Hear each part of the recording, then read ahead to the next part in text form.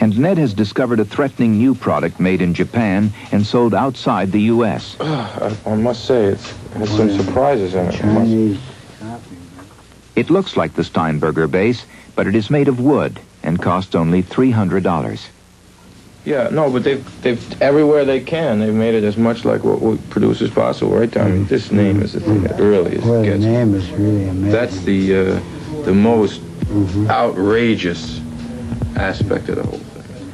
It copies our style, and it takes our marketing, the means of marketing that we've developed, that we've invested in, our name, and the specific shape of this product. Okay, now this body shape here, this is a style.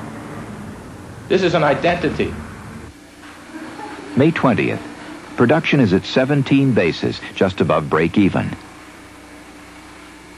Ned is concentrating on his new guitar. The market for guitars is 5 times larger than for basses. Ooh, I really did make a mess out of it. Damn it.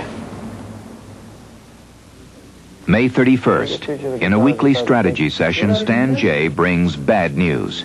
Where are they selling it? Importers, exporters. The Steinberger factory has introduced a new guitar in Japan and Europe.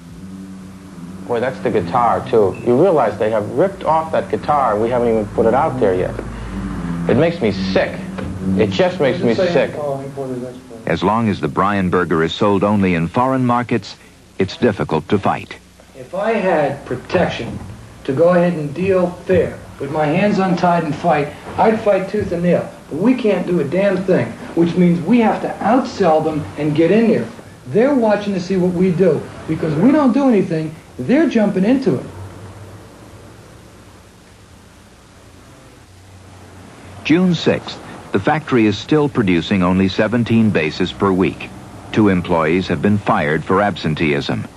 But upstairs, one of the June trade magazines has just arrived. Oh, no. Very Dadaist. I love it. It's great. I don't believe that. What a Dadaist picture. That's absolutely great. That's great. Now Steinberger, a short, curly-headed, serious artisan caught up in a maddening rock and roll business, is about to go into overdrive with the June introduction of the logical successor to his highly respected bass, the Steinberger guitar. Things look good for a successful NAMM debut in Chicago. Steinberger is nearly ready. It remains to be seen if the rest of the world is ready for his guitars.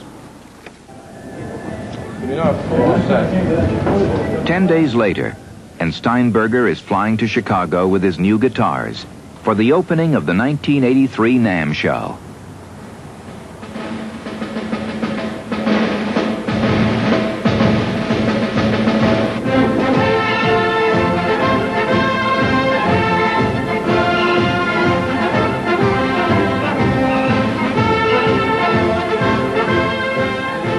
For manufacturers, the show is a once-a-year chance to sell retailers on this year's product. For Steinberger, it is a once-in-a-lifetime chance to interest dealers in his new guitar. The publicity is paying off. Publications now, what's it, Rolling Stone and something else too, so he's getting a lot of exposure right now. There'll be a lot more interest in the next month, I'm sure. If we can get set up as a dealer, it'll help us out a great deal, I'm sure. Over on the other side of the... That's... Can I try that? Sure. Can I have it? 45 minutes into the show and the guitar is taking off, but Ned and Hap are distracted by a new development. Suddenly, this year, the industry is full of headless basses and guitars. 7 companies on the floor have instruments reminiscent of the Steinberger. Many are within legal bounds. Others have elements that might infringe on Steinberger patents. This particular unit has a plate on the back. It comes off. One-piece body, all wood.